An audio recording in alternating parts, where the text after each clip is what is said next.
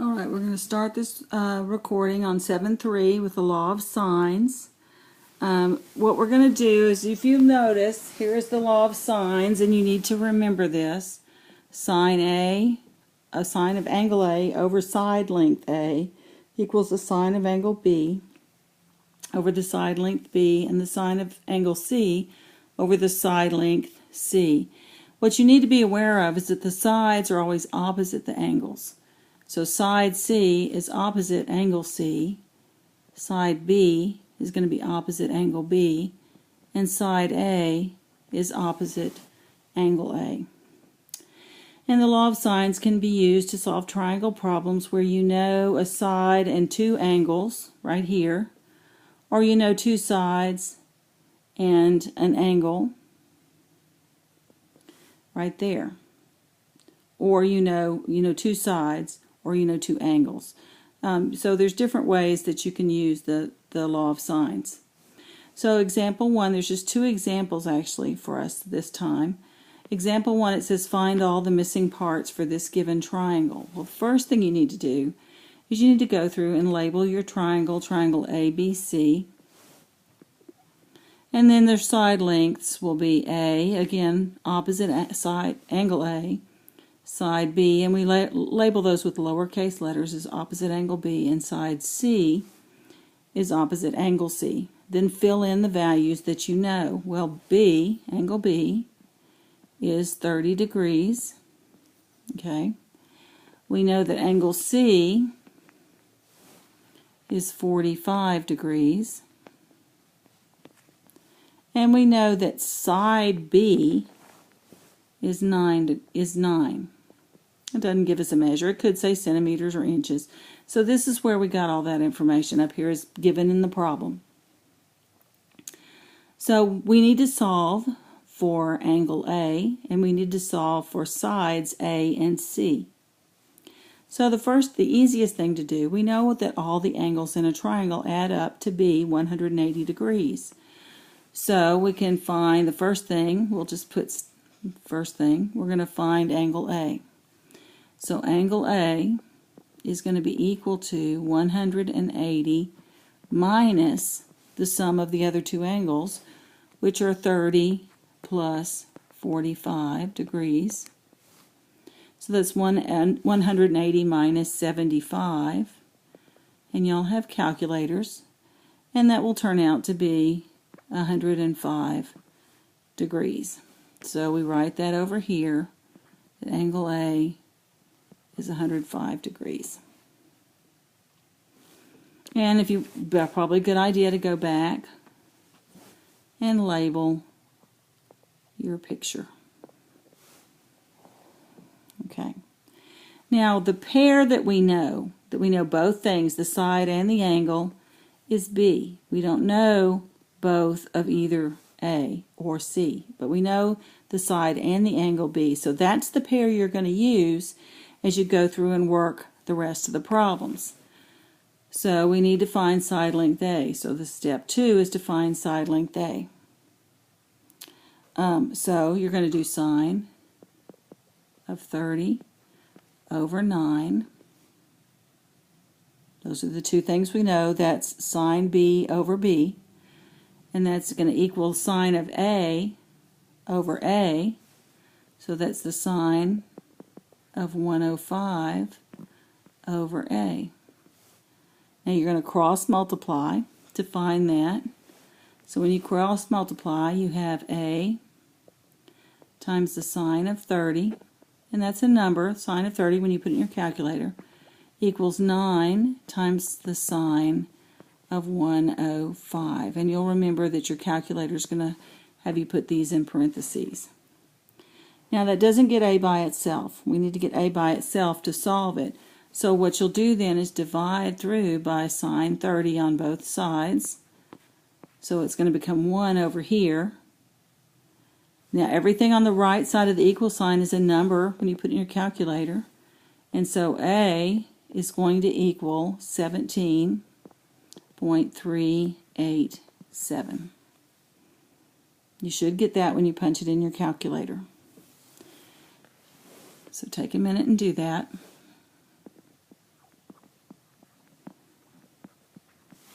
If you need to pause the recording to make sure that you get that answer, go ahead and do that. Now we're going to find, so I'm going to go here for step 3. We're going to find side C, side length of C this time.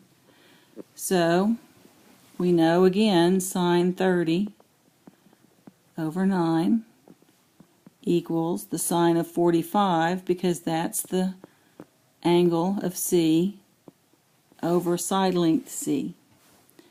Again, you cross multiply, so you have C times the sine of 30 equals 9 times the sine of 45. Divide through by sine 30.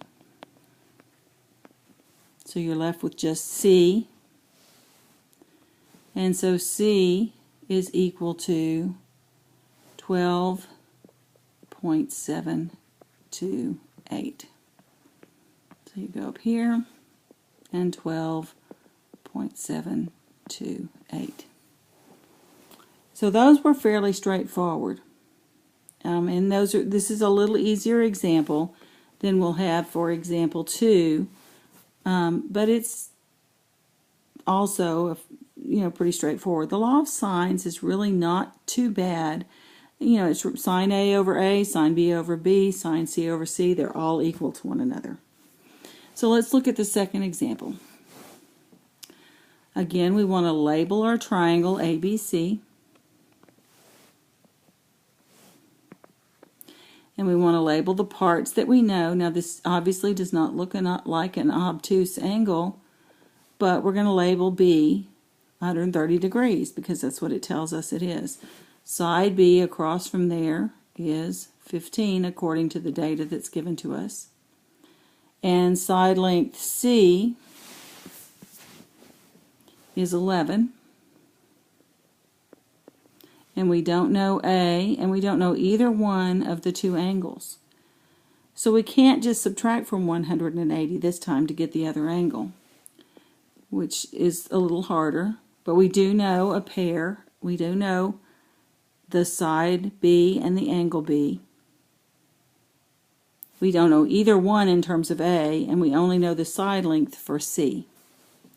So step 1, we're going to have to find one of those angles. So let's find angle C. So we're going to say sine of 30 over, sine of 130, excuse me, over 15. That's sine of B over B. Now the reason I chose angle C is because I know side length C. I don't know either one for A, so I wouldn't do me any good to try to solve for A. But I know that side of C, so I should be able to find the angle of C. So you cross multiply. I just in this case have to cross multiply the 11, and that leaves me with sine C by itself, which is what I want to know. So I have 11 times the sine of 130 degrees over 15 equals the sine of C. Now that should work out to be 0.56 equals sine C. That is not the angle measure. Remember, I need to do second sine or arc sine to find the angle measure. So now this is where we have a little extra step. You have to do the second sine so that it gives you the sine -1 of C. But instead of C, you're going to put in 0.56, and that's going to give you your angle, which turns out to be 34 degrees. So you have to do this arc sine in order to get that next step. So sine A we find is 34 degrees. Now I can go through this time. Whoops, I wrote in the wrong thing, didn't I? Because it's sine C. Let me go back and fix that.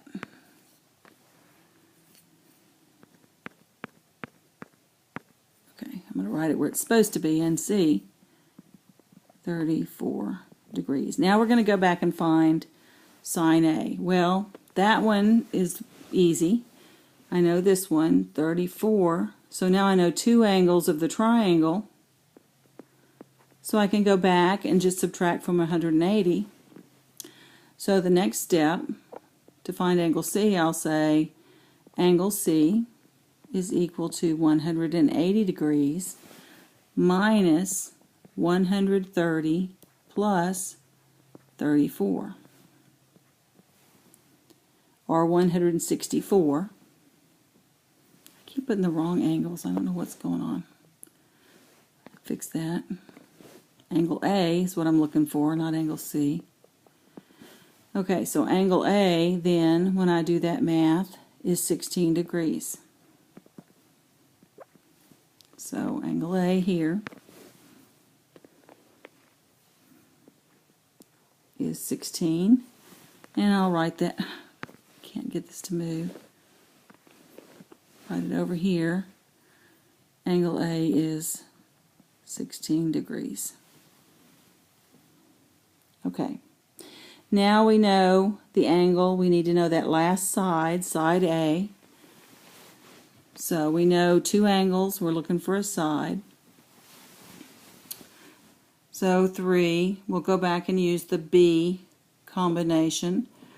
Sine of 130, sine B, over side length B, which is 15, equals sine A, and we know that that A is 16, so sine of 16 degrees over A. This is like the problems we just did on the previous example. We have A times sine of 130 equals 15 times the sine of 16. Then we want to divide through by the sine of 130. So we have just 1 when we divide by sine 130 on both sides. And so A, we're left then with A equals 5.397. And that's the answer for side length A.